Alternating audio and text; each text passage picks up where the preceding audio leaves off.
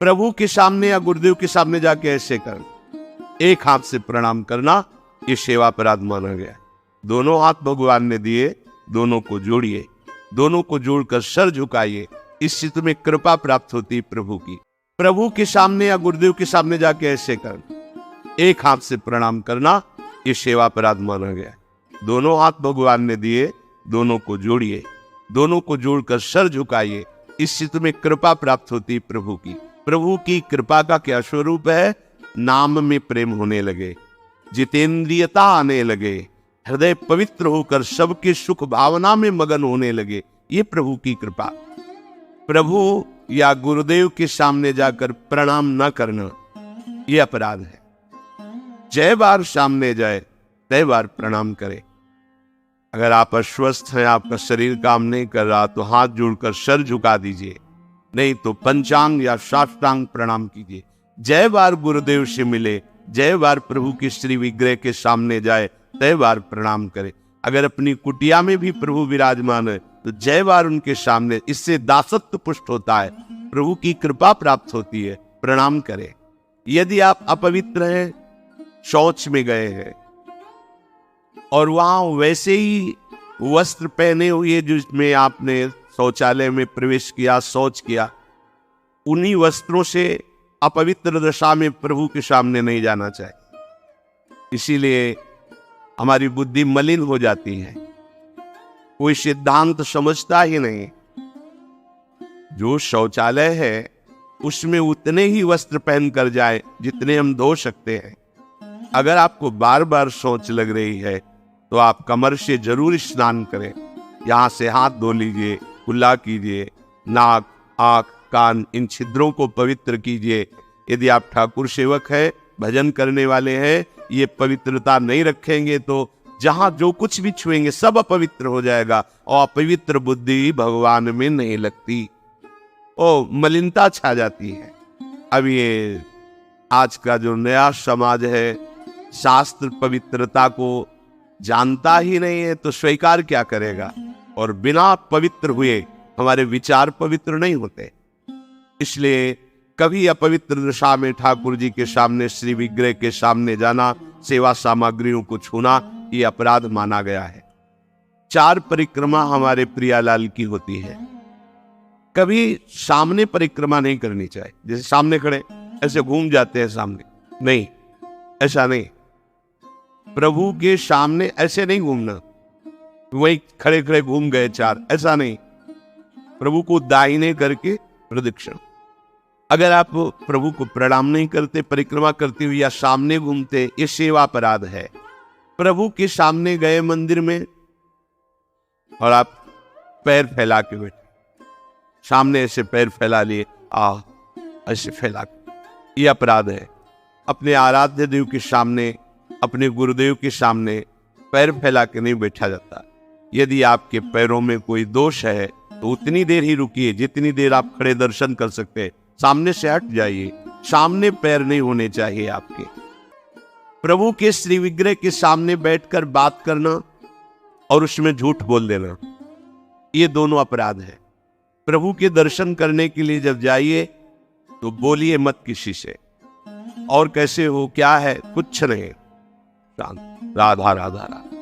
भैया बात करनी तो बाहर मिलना, यहां हम आप भी दर्शन कीजिए और हट जाइए उससे। अगर कभी कोई अपना पूज्य जन, बड़ा जन है, उनसे बात कर रहा है तो उसको कैसे कहें कि आप हट जाइए? तो जितनी बात हो भागवतिक हो और सत्य हो, क्योंकि वहां सत्य साक्षी देने की नहीं, प्रभु विराजमान है। वहां का झूठ तुम्हारे पुण्यों को नष्ट कर देगा। पहले भी जब कोई बात सत्य कहलानी होती थी तो कहा जाता था मंदिर में चढ़ के बोल दो, फिर हम दोबारा तुमसे नहीं पूछेंगे। वो हाँ चलो, तो मंदिर में बोल रहा है मतलब सत्य बोल रहा है। प्रभु के सामने झूठ बोलना या अन्य वार्ता करना ये अपराध है। प्रभु के श्री विग्रह के सामने जोर जोर से किसी को बुलाना, जोर से आवाज नहीं, स्वामी विराजमान है। अगर किसी को बुलाना भी है, इशारे से समीप जाके स्पर्श कर, चलो दर्शन करो। प्रभु के श्री विग्रह के सामने आपस में प्रापंचिक बात करना, अगर बात ही करनी, आज देखो कितना सुंदर मोर मुकुट है, आज देखो कितना सुंदर प्रभु का हार है। आज देखो कैसे मकराकृत कुंडल है, आप देख रहे हो, प्रभु ऐसा लग रहा है मुस्कुरा रहे हैं, प्रभु देख रहे हैं। बस उनके विषय की बात करो तो करो, अन्यथा मौन। अगर आप बिहारी जी के सामने, राधा वल्लभ जी के सामने, राधा रमण जी के सामने कोई आपको धक्का दे रहा है, कोई आपको कटु व्यवहार कर रहा है, आप चुप रहिए, आपको प्रतिकार नहीं करना। मालिक है, वो देख रहे हैं, बिल्कुल शांत रहिए। बहुत बड़ा हिसाब हो जाएगा आपका, जन्म जन्मांतरों के अशुभों का नाश हो जाएगा। और अगर लौट कर आपने गाली दे दी और थप्पड़ मार दिया तो ये कलह आपके पुण्यों का नाश कर देगी। बहुत सावधानी से भगवत दर्शन किए जाते हैं। प्रभु के श्री विग्रह के सामने किसी को किसी भी प्रकार से पीड़ा देने की भावना कर लेना, भावना भी नहीं करनी पीड़ा देने की, प्रगट में देने की तो बात जाने दो। नहीं नहीं, प्रभु मानो आपने को कोई पीड़ा पहुंचा है तो प्रभु आप सर्व सामर्थ्यशाली, इसकी बुद्धि शुद्ध कर दो, इसका मंगल हो जाए। तो उसकी शुद्ध होगी कि नहीं, उसका मंगल होगा कि नहीं, प्रभु जाने। आपका मंगल हो जाएगा, आपकी बुद्धि शुद्ध हो जाएगी। प्रभु के श्री विग्रह के सामने किसी को आशीर्वाद देना, आप प्रभु के दर्शन कर ले गए, कोई आपको प्रणाम कर रहा, खुश रहो, जय हो जय, नहीं, देखना भी नहीं उधर, सीधे प्रभु की तरफ देखो। वहां कोई भी कहीं भी किसी को भी प्रणाम करो, प्रणाम प्रभु को हो रही है। आप बिल्कुल ये मानकर कि मेरे को प्रणाम कर रहा है उसको आशीर्वाद, बिल्कुल नहीं, प्रभु की तरफ केवल देखें। अगर किसी को ऐसे, तो वो अपराध बनता है। और सेवा में आपके पास सामर्थ्य है पर आप साधारण चीजों से प्रभु की सेवा कर रहे हैं तो ये अपराध है। जैसे एक दिन कहा था कि ठाकुर जी के सामने तो चिरौरी रखवा दी और आप पूरा परिवार पकौड़ी हलवा से बाल भोग कर रहे हैं, ये अपराध है। ऐसा नहीं, यदि आपके पास नहीं है तो बाजरे की आधी रोटी से ठाकुर जी प्रकट हो गए धन्ना जी के यहाँ। प्रभु को नहीं चाहिए, वो तो विश्व का भरण पोषण करने वाले स्वयं विश्वात्मा है। पर यदि आपके पास है तो उत्तम उत्तम भोग लगाइए, उत्तम उपचारों से प्रभु की सेवा कीजिए।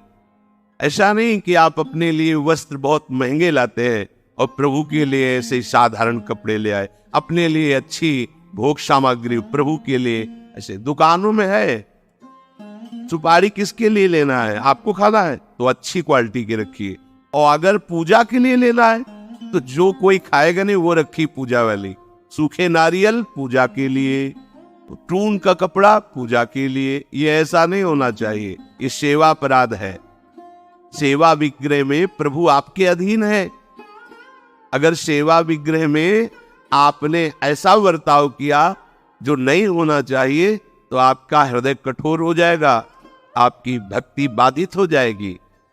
वैसे भी आसक्ति होनी चाहिए। जो सेवा विग्रह आपको प्राप्त हुआ उसमें आसक्ति होनी चाहिए। अच्छे से अच्छे पदार्थ देखकर मन ललचा जाए कि मेरी सामर्थ्य तो नहीं, पर अगर सामर्थ्य होती तो आज प्रभु को ये भोग लगाते, आज प्रभु को ये पहनाते, तो आप ये समझो आपको उसका फल मिल गया। चढ़ा नहीं पाए, समर्पित नहीं कर पाए, और उसका फल आपको मिल गया क्योंकि आपने विचार किया ना, भावना की ना, और प्रभु भाव ग्रहण करते हैं। प्रभु को बिना अर्पित किए किसी भी वस्तु को खाना पीना यह सेवा अपराध है। यदि आप गुरुमंत्र लिए हो, ठाकुर सेवा विराजमान किए हो और आप बिना अर्पित किए पाते हैं तो अपराध है। प्रभु को निवेदन किए बिना कोई भी वस्तु खाना पीना ये सेवा अपराध है। और जो ऋतु में सबसे सुंदर फल है, जो अनुकूल मौसम के है, वैसे ही सेवा करनी चाहिए। सर्दी है, थोड़ा गुनगुना जल, वो पदार्थ भोग में लगाएं जो सर्दी दूर करते, क्योंकि आप जैसी भावना करेंगे प्रभु वैसा ही आपको अनुभव कराएंगे। प्रभु के श्री विग्रह के सामने पीठ करके बैठ जाना। सामने श्री जी विराजमान है तो उनके सन्मुख होकर के बैठिए या साइड में बैठिए, ठीक उनके सामने पीठ नहीं होनी चाहिए।